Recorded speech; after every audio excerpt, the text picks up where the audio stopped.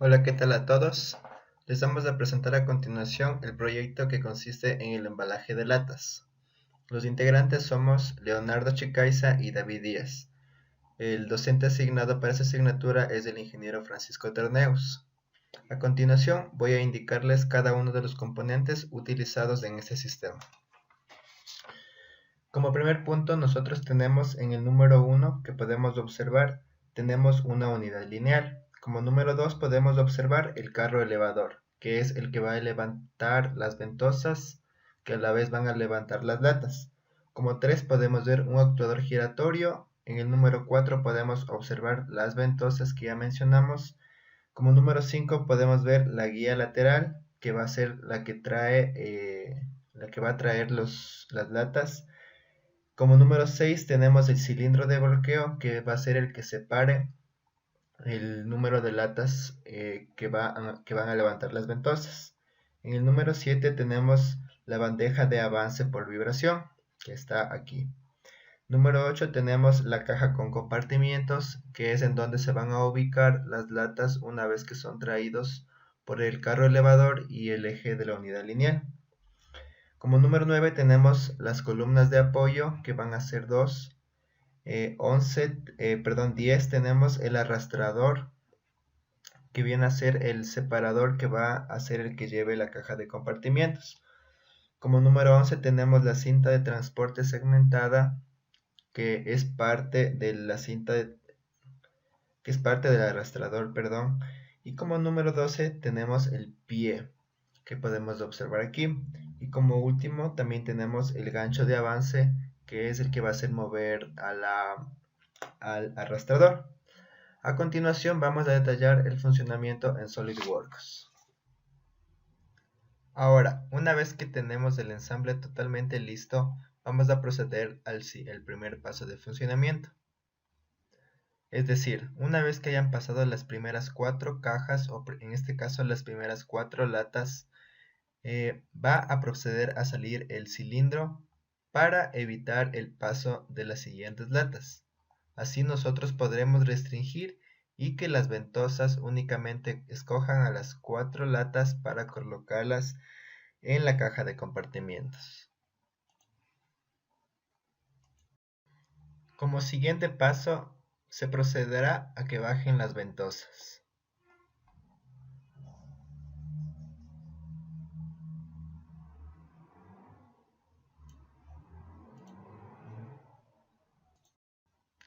Una vez que las latas estén sujetas por las ventosas, el carro elevador procederá a actuar.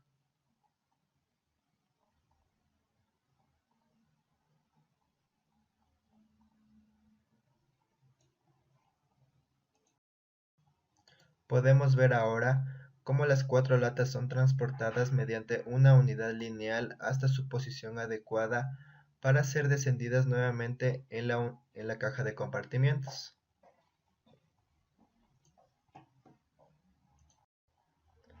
Una vez que las latas hayan descendido en su posición correcta,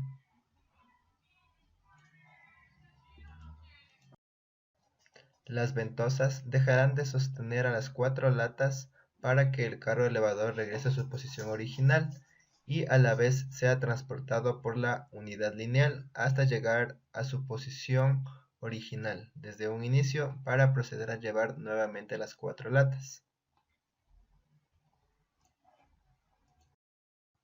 Como es de esperarse, ahora el cilindro va a regresar a su posición inicial para que las siguientes 4 latas puedan avanzar, y en este punto el ciclo se repetiría nuevamente hasta que las ventosas lleven las latas a la caja de compartimientos.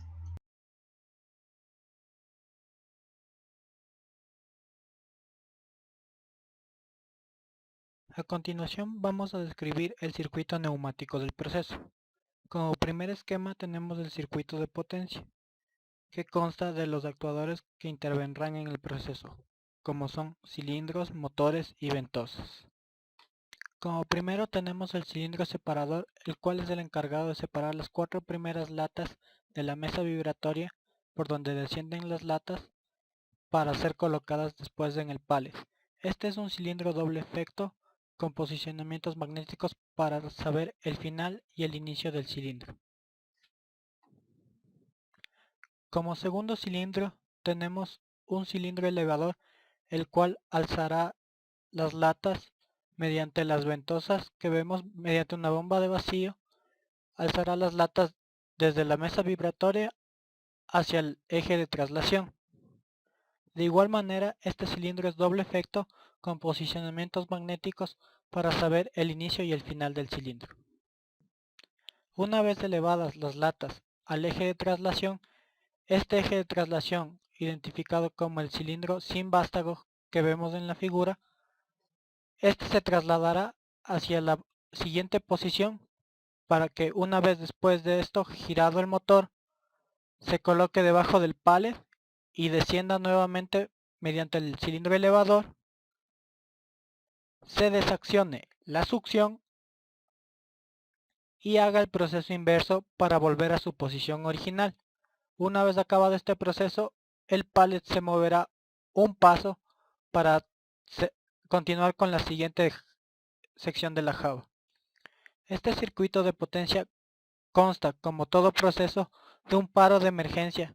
Este paro está dado por una válvula que se puede accionar tanto manual como eléctricamente mediante el circuito de control.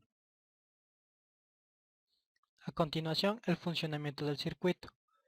Activando el botón ON, que dará el inicio del proceso, después de un tiempo de bajar las latas, el cilindro separador separará las 4 primeras latas, el cilindro elevador bajará, se activa la succión mediante la bomba de vacío, el cilindro elevador vuelve hacia el eje de traslación, el eje de traslación se posiciona debajo de la java, el motor hace que gire para la posición correcta dentro de la java, el cilindro elevador baja, coloca las latas, después de un tiempo se desactiva la succión, el cilindro elevador sube de nuevo, el motor vuelve a girar para devolverse a la posición original y se mueve el eje de traslación para devolver a su posición original. Después de esto vemos que el pallet da un paso y el cilindro separador se abre para dar el nuevo ingreso de latas y así repetirse el proceso nuevamente. Bueno, a continuación el circuito de control. Como primera etapa tenemos lo que es la configuración de entradas al PLC. Aquí podemos observar las entradas que serían físicas, que entrarían directo a las entradas del PLC, como son I0 hasta I10.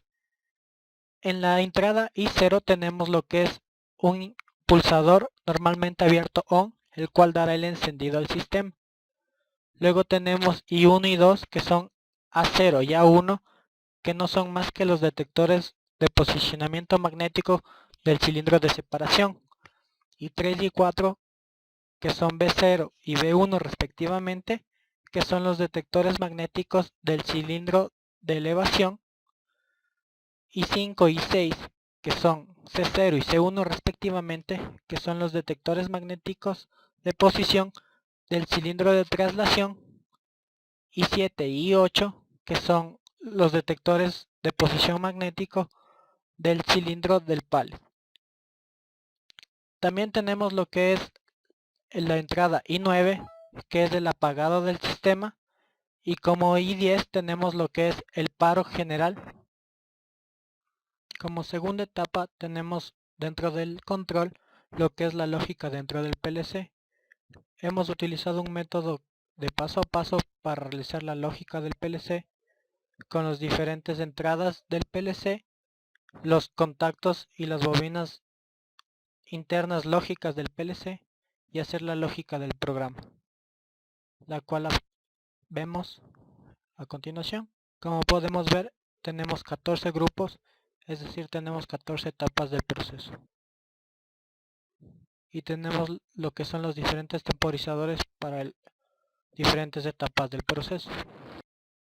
También tenemos dentro del PLC lo que es la configuración ya de las salidas físicas que van a activar los diferentes relés y estos activarán las solenoides de las válvulas. Aquí podemos ver el I10 que es activa el Q7 y a su vez activa el K7, que va a ser la activación de la solenoide de la válvula del paro de emergencia. Y como última etapa tenemos lo que es la configuración de las salidas del PLC para lo que son los relés, y estos a su vez activar las solenoides de las válvulas.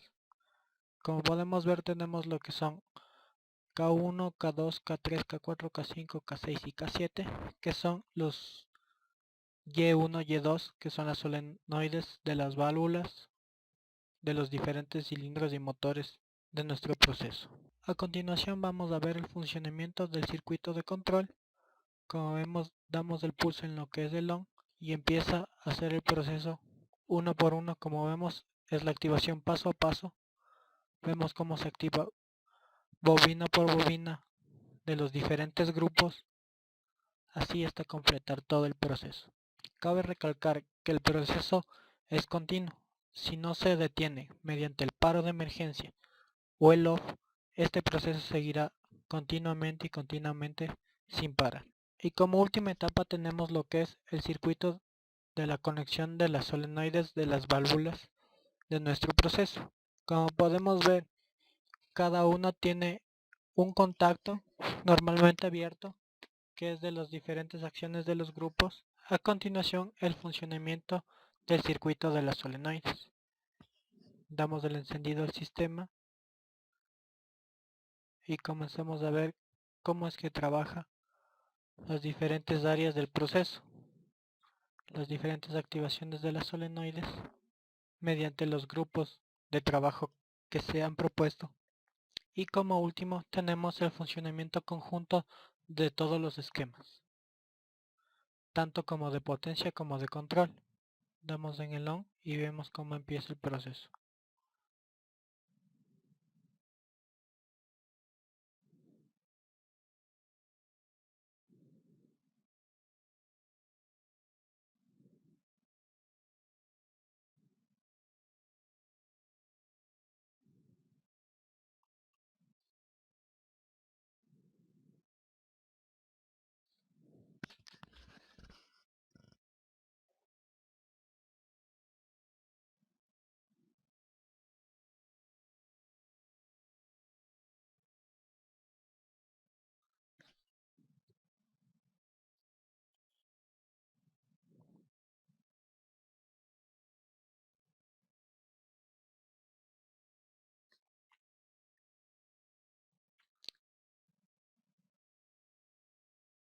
Vemos que si damos con el interruptor off, este solo hará que se cumpla todo el proceso y se apagará. Pero si nosotros damos clic en el botón de paro de emergencia, este quitará totalmente la alimentación y detendrá el proceso totalmente.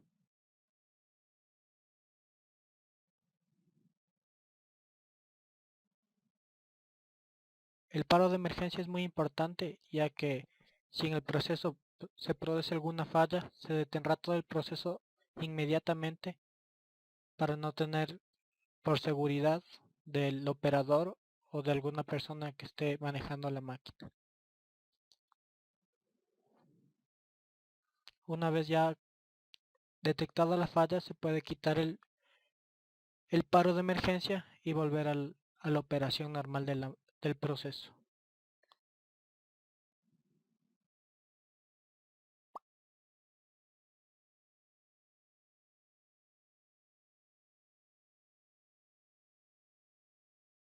Y como último tenemos el funcionamiento conjunto de todos los esquemas, tanto como de potencia como de control.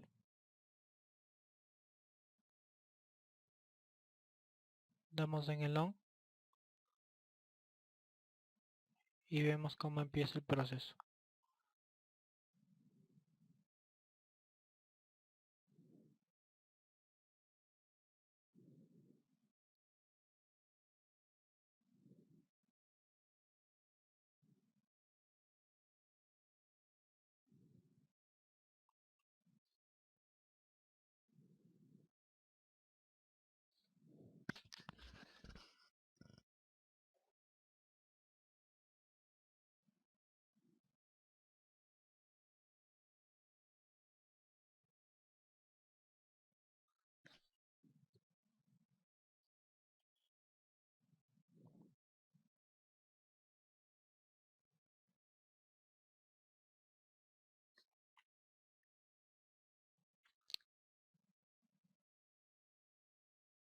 vemos que si damos con el interruptor OFF, este solo hará que se cumpla todo el proceso y se apagará.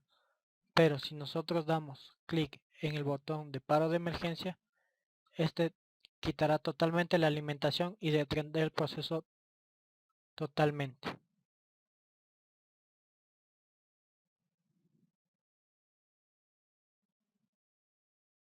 El paro de emergencia es muy importante, ya que si en el proceso se produce alguna falla, se detendrá todo el proceso inmediatamente para no tener, por seguridad del operador o de alguna persona que esté manejando la máquina.